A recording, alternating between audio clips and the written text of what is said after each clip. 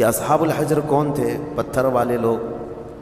یہ ایک ایسی قوم تھی، بہت اونچے چوڑے لمبے لوگ تھے، بڑے طاقتور لوگ تھے، اور ان کا کام یہ تھا کہ پورے پتھر کے پہاڑ کو ہاتھوں سے تراش کر کے اپنا گھر بنا لیتے تھے۔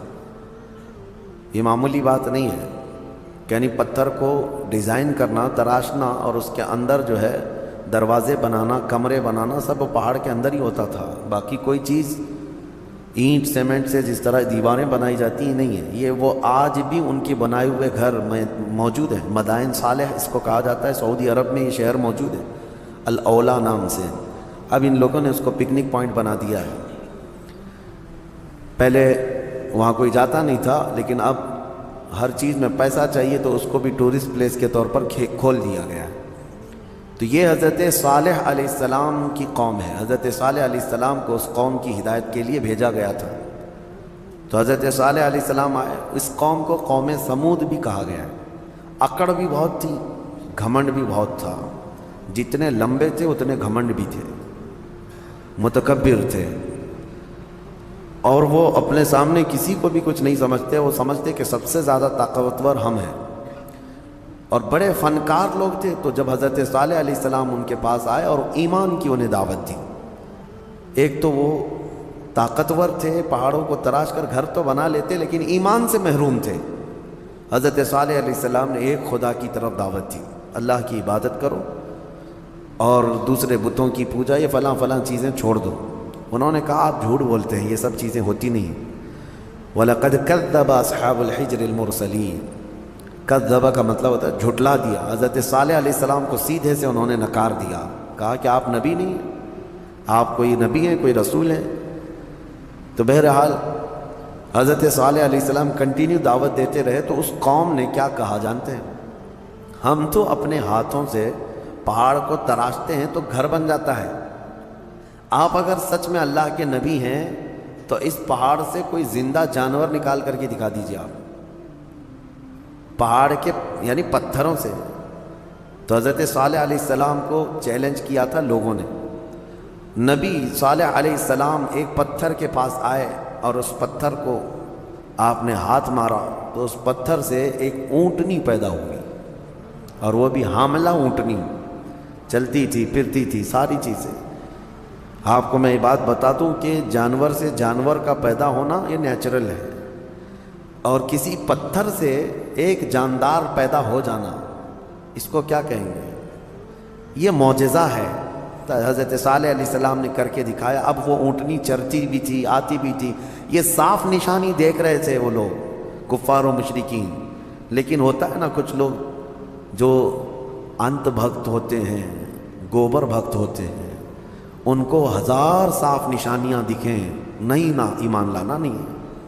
انکار کر دیا انہوں نے، کہا کہ یہ نہیں ہو سکتا۔ تو حضرت صالح علیہ السلام کی اونٹنی چرتی تو رہی، اور اس کے بعد ہوا یہ کہ وہ جو گاؤں کا تالاب تھا، جب وہ اونٹنی اس میں پانی پینے جاتی تو پورا پانی پی جاتی۔ تو اب ان کو ڈر لگنے لگا کہ ہمارے مویشی، ہمارے جانور کہاں پانی پئیں گے، تو وہ دشمنی کر بیٹھے اللہ کی اونٹنی سے۔ اس کو ناقۃ اللہ کہا ہے قرآن میں، ناقۃ اللہ، اللہ کی اونٹنی ہے۔ تو اب پھر اس کی دشمنی کرنے لگے۔ حضرت صالح علیہ السلام نے ڈرایا، یہ اللہ کی نشانی ہے، اس کے ساتھ چھیڑ چھاڑ کرو گے تو اللہ کا عذاب آئے گا، اس اونٹنی کو کچھ نہ کرنا۔ ہاں پانی کی ضرورت ہے، میں باری لگا دیتا ہوں، ایک دن یہ اونٹنی پانی پیے گی، ایک دن تمہارے جانور پانی پیئیں گے۔ اس طرح باری لگی، سب کو پانی ملتا تھا، لیکن اس کے باوجود یہ قوم سمود جو غرور اور گھمنڈ میں مبتلا تھے، انہوں نے ایک دن حضرت صالح علیہ السلام کی اس اونٹنی کو پکڑا اور تیر مار کر کے اس کو قتل کر دیا، اس کو مار دیا۔ جب اونٹنی جیسی ہی ختم ہو گئی، اللہ کا عذاب آنا تھا۔ وہ کیا کہتے تھے پتہ ہے؟ ہمیں پتہ ہے عذابات کا آپ جو ڈر سناتے ہیں، اگر نوح علیہ السلام کی قوم پر جیسے عذاب آیا تھا، کیا آیا تھا؟ طوفان، پانی بھر گیا تھا۔ اگر آسمان سے بارش بھی نازل ہو، طوفان بھی آئے تو ہمیں کچھ فرق نہیں پڑے گا، کیونکہ ہم بہت اونچے پہاڑوں پہ رہتے ہیں، پتھر کے پہاڑ اس کے اندر رہتے تھے، پہاڑ تو نہیں بہیں گے۔ دوسری چیز، اگر لوط علیہ السلام کی قوم پر جیسے عذاب آیا پتھر برسنے کا، اگر وہ بھی آ جائے تب بھی ہمارے پہاڑوں جیسے گھروں پر کچھ بھی اثر نہیں ہوگا۔ کون سا عذاب؟ اگر بہت تیز ہوائیں بھی آئیں تو پہاڑوں کو اٹھا کے تو نہیں لے جا سکتی، یہ پورا ایک ایک پہاڑ 2000-3000 فٹ اونچے پہاڑ ہیں. یہ آج بھی جا کے دیکھ سکتے ہیں آپ. اتنے اونچے اونچے پہاڑوں کو تراش دیتے تھے اور گھر بنا کر اس میں رہتی کہ ہوائیں بھی اس کو نہیں اڑا سکتی. تو طوفان کا عذاب، پتھر کی بارش کا عذاب، یا پھر ہواؤں کا عذاب کیا آئے گا؟ وہ چیلنج کرتے تھے حضرت صالح علیہ السلام. حضرت صالح علیہ السلام نے اللہ کی بارگاہ میں عرض کی کہ مولا، میں نے جو دعوت دینی تھی ان کو دے دی اور یہ سرکشی پر اتر آئے ہیں. تو اللہ تعالیٰ نے عذاب جو بھیجا وہ کیسا عذاب تھا؟ فَأَخَذَتْهُمُ الصَّيْحَةُ. یہاں اللہ تعالیٰ فرماتا ہے صیحہ ایک لفظ ہے قرآن میں، چیخ کا عذاب. چیخ کا عذاب. میں آپ کو ابھی بتاتا ہوں قرآن سے کیا کیا چیزیں ثابت ہیں. معجزے کو آج سائنس کے اعتبار سے میں منواتا ہوں آپ کو. جیسے ابھی میں نے کہا کچھ قانون ایسے ہیں جو سپر نیچر ہے، قانون سے جو عام ہے اس سے بڑھ کر کے. اب چیخ کا جو عذاب ہے، چیخ کس کی چیخ تھی؟ حضرت جبرائیل علیہ السلام آئے زمین پر، انہوں نے ایک چیخ ماری، آواز نکالی. اور فرشتے کی آواز میں کیا طاقت تھی واللہ عالم. وہ آواز جب پھیلتی گئی تو اتنی تیز آواز تھی کہ یہ اپنے گھروں میں، پہاڑوں جیسے پتھروں کے گھروں میں جہاں تھے، اس آواز کی وجہ سے ان کا بھیجا نکل کر کے کانوں سے باہر آ گیا اور وہ جہاں تھے وہیں پڑے کے رہ گئے. آواز کو برداشت نہیں کر سکتا آدمی. اب میں آپ کو بتاؤں، دنیا چیخ کے عذاب کو دیکھ چکی ہے، تبھی جا کر کے یہ بم والی جو آج کیفیت ہے کئی جگہوں پر، جو بارود بم وغیرہ جو بنائے گئے، اس میں ہوتا کیا ہے؟ صرف آگ نہیں لگتی ہے بلکہ اس میں آواز ہے، اور جتنی تیز آواز ہوتی اتنی تیز ہلاکت ہوتی ہے. جتنے بم بنائے جاتے ہیں، ایٹم بم ہوں یا اور بھی دوسرے، اس میں بہت سخت قسم کی آواز، جب وہ بم پھٹتا ہے تو یہ آس پاس کی چیزیں جو ٹوٹتی ہیں یہ بارود کی وجہ سے نہیں ٹوٹتی، صرف اس آواز کی وجہ سے ٹوٹتی ہے. اور یہ دنیا کی بنائی ہوئی آوازیں ہیں، اس سے کئی ہزار گنا زیادہ ایک فرشتے کی آواز میں طاقت ہے. جب وہ آواز آئی ہوگی تو پھر انسانوں کا کیا حشر ہوا ہوگا.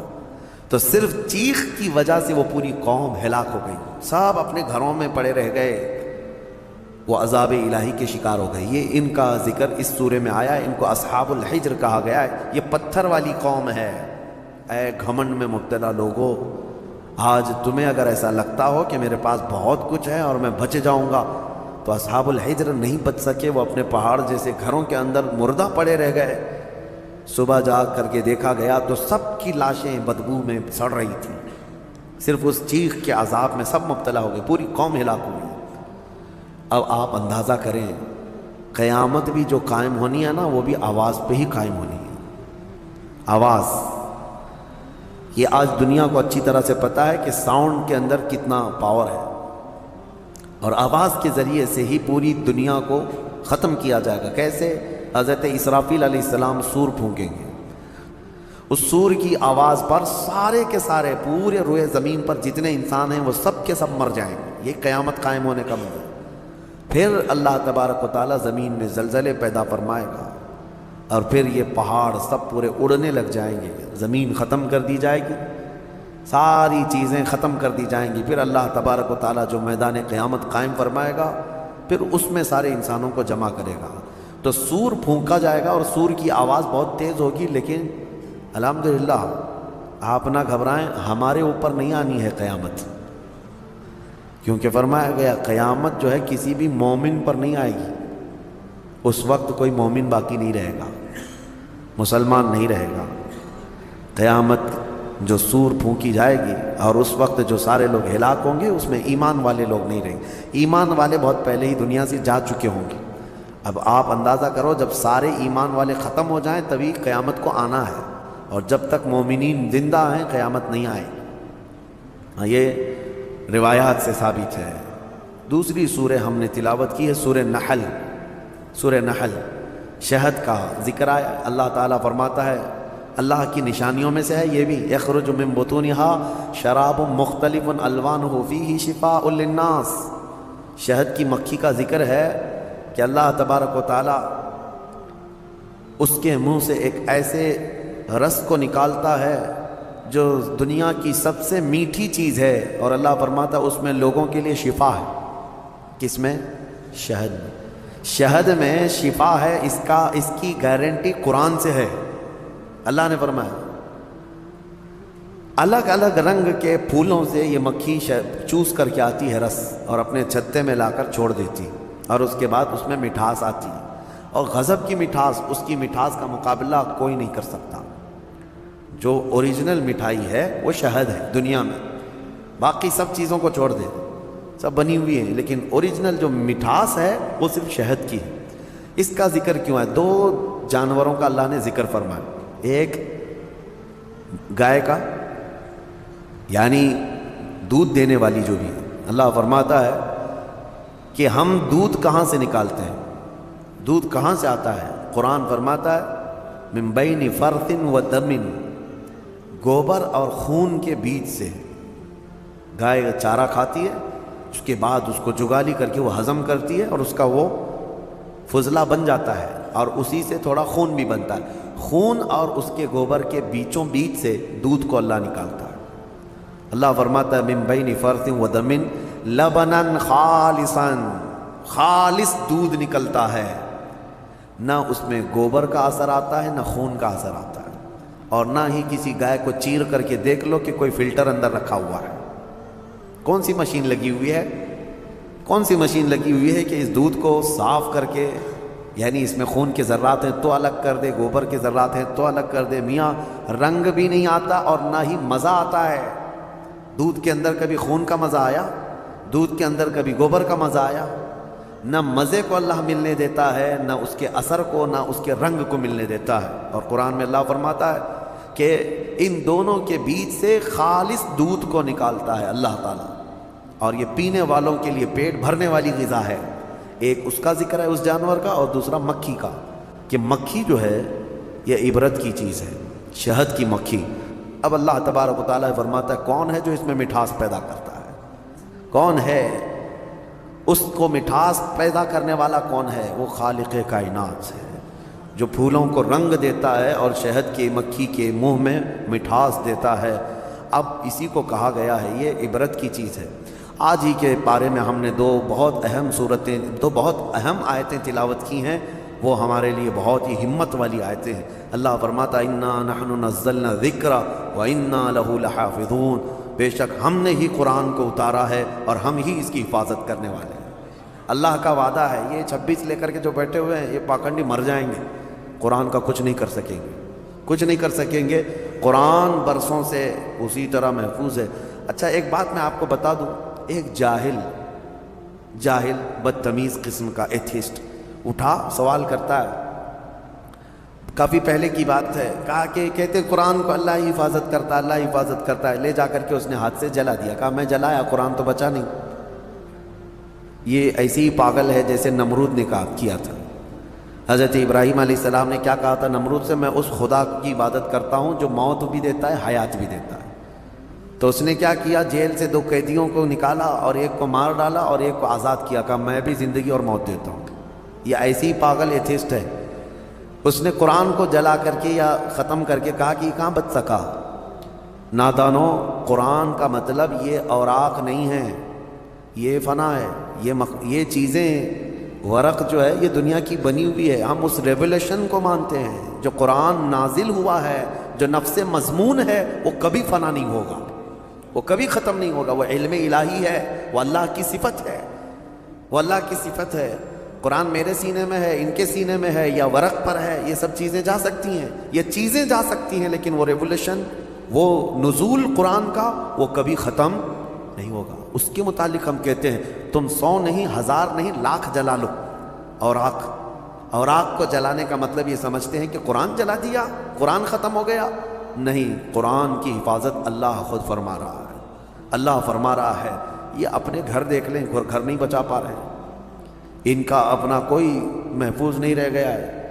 اور یہ آج کی بات نہیں ہے میرے عزیزو، برسوں سے ایک سوال یہ بھی آتا ہے کہ قرآن وہی آتھینٹک ہے یا نہیں۔ اس سے قبل بھی میں پہلی ہی تفسیر میں اس کو بتا دیا تھا، جب شروع کیے تھے ہم لوگ۔ یہ سوالات یہ ملحدین کی طرف سے آتے ہیں، بددین ایتھیسٹ جو ہیں، ناستک لوگ، وہ کہتے ہیں کہ کیسے پتہ ہم نے یہی کہا کہ اگر اس کے خلاف تمہارے پاس کوئی ثبوت ہے کہ کوئی دوسرا بھی قرآن تھا تو لا کے دکھا دو۔ 1400 سال سے کہاں سوئے ہوئے تھے سارے لوگ؟ ایک ہی قرآن کیوں ہے پوری دنیا میں جو الحمدللہ سے شروع ہوتا ہے والناس پہ ختم ہوتا ہے؟ وہ کہیں کا بھی ہو، امریکہ کا ہو، انڈیا کا ہو، افریقہ کا ہو، پاکستان کا ہو، عرب کا ہو، کہیں پر بھی جاؤ قرآن آپ کو یہی ملنے والا ہے۔ حتیٰ کہ ہمارے درمیان سینکڑوں فرقے ہو گئے ہوں گے، ہر فرقے میں قرآن یہی ہے، یہی قرآن ہے۔ شیعوں کے ہاں بھی، دیوبندیوں کے ہاں بھی، اہل حدیث کے ہاں بھی، چاہے جتنے بھی مکاتب فکر دنیا میں ہیں، فرقے ہیں، سب کے پاس قرآن یہی ہے، یہی قرآن ہے۔ تو کوئی الگ قرآن کیوں نہیں ملتا؟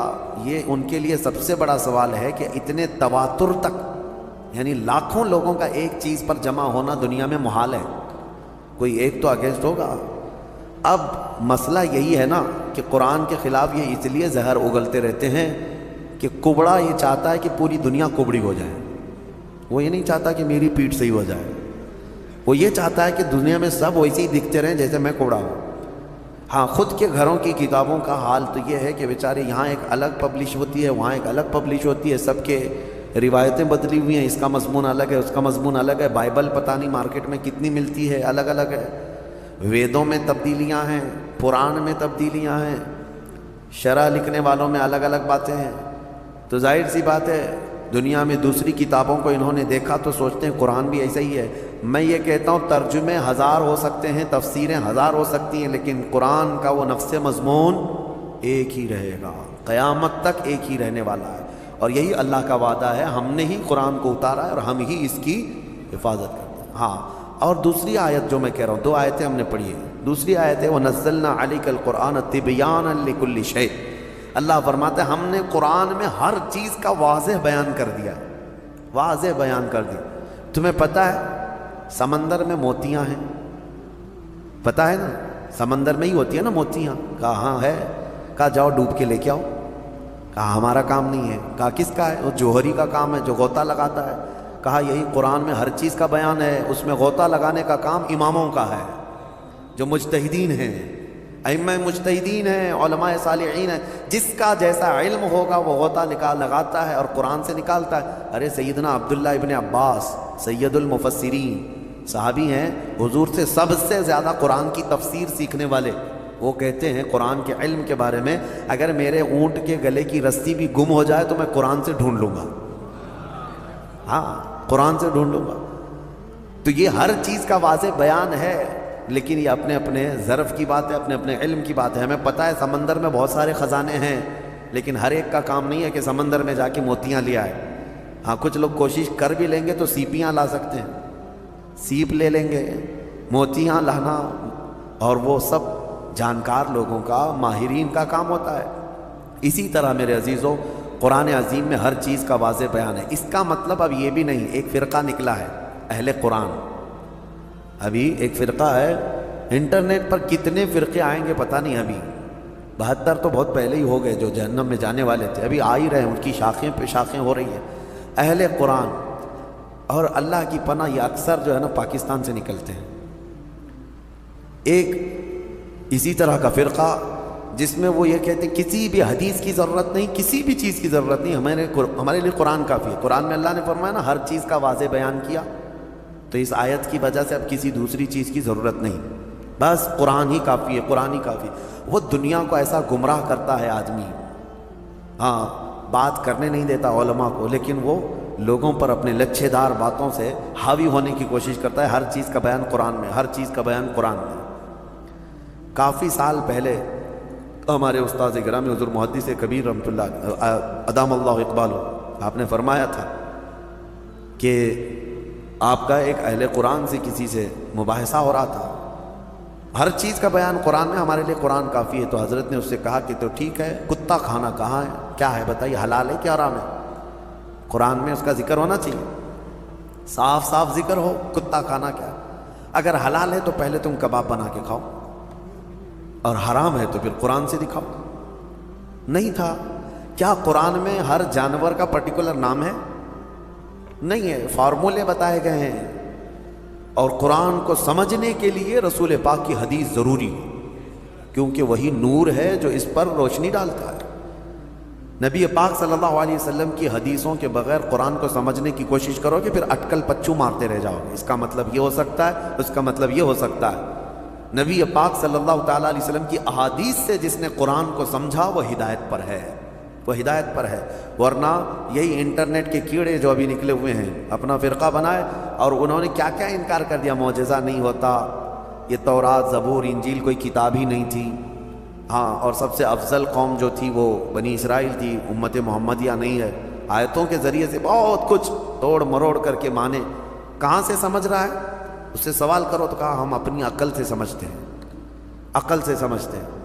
ان کو حدیث کی ضرورت ہے، حدیث کا لفظ تک نہیں لیتے، وہ کہتے ہیں عقل سے، ہم اپنی عقل سے سمجھتے ہیں، اللہ نے ہم کو اتنی ہدایت دی۔ اگر ان سے صرف ایک سوال کر لیں، ایک سوال کر لیں، سب چیزیں تمہارے لیے قرآن ہی کافی ہے نا۔ پہلی بات تو یہ بتاؤ کہ یہ قرآن تم تک آیا کیسے؟ کیا تمہاری عقل پہ ڈائریکٹ نازل ہو گیا، جبرائیل امین لا کر کے دے دی؟ کہاں سے آیا قرآن؟ اس کی آتھینٹسٹی چاہیے، تو ان کو بولنا پڑے گا، ان کو بولنا پڑے گا کہ رسول اللہ پر نازل ہوا، اور اس کو جمع کس نے کیا؟ کس نے کیا؟ عام لوگ جانتے ہیں، صحابہ اکرام نے جمع کیا۔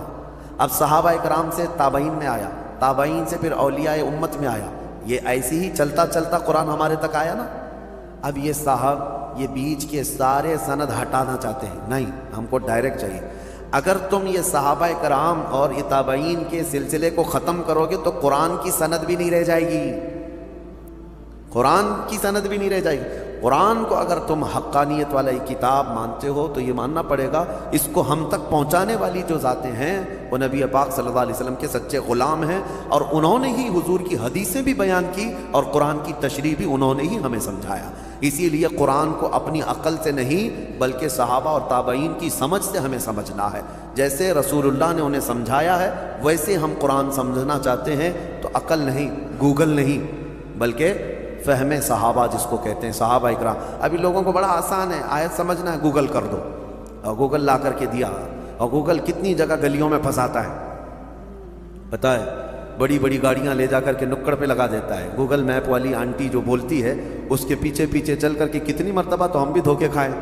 آج جو فارورڈ ہو رہے ہیں نا سارے میسیجز، حدیث حدیث حدیث کہہ کر وظیفے وظیفے وظیفے، اس کے لیے بھی کیا تمہارے پاس اتنی عقل ہے کہ حقیقت میں یہ بخاری کی حدیث ہے یا نہیں؟ کیسے پتہ تمہیں؟ یہ مسلم شریف کا اس میں ریفرنس دے دیا، کیسے پتہ تمہیں؟ ایک بات یاد رکھو، قیامت تک جتنی بھی ٹیکنالوجی آ جائے لیکن علماء صالحین جو اصول جانتے ہیں ان کے محتاج ہی رہیں گے۔ امام غزالی رحمۃ اللہ علیہ فرماتے ہیں اگر علماء اس زمین پر نہ ہوں تو انسان سب جانور ہیں، وہ صرف جانوروں کی طرح گھومتے رہ جائیں۔ آپ کو حق اور باطل میں فرق کرنے کا طریقہ انٹرنیٹ سے نہیں معلوم پڑے گا، پھر تمہیں کسی کے ہاں جا کر کے سمجھنا ہی ہوگا۔ بہرحال اللہ تبارک و تعالی ہمیں قرآن سے ہدایت عطا فرمائے، اور بد دین اور گمراہوں کی صحبت سے اللہ ہماری حفاظت فرمائے۔